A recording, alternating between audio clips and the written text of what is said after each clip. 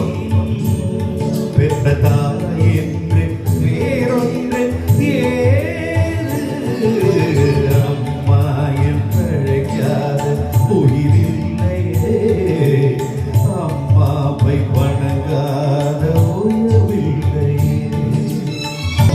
அபிராமி சிவகாமி கருமாரி மகமாயி திருக்கோயிலை வந்து